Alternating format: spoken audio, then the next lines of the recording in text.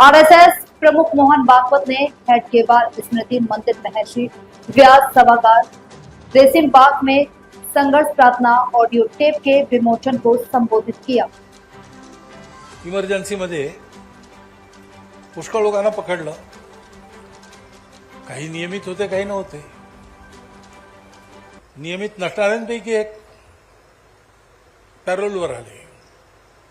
मी तिथे प्रचारक होतो, त्यांना जाऊन भेटलो। काळजीचं काही कारण नव्हतंच त्यांना। त्यांनी मला काय म्हणावं ते म्हणाले, या निमित्ताने बदलाला रोज शाखेत काही जाणं होत नव्हतं, आता जेलमध्ये नियमित माझी प्रार्थना होते।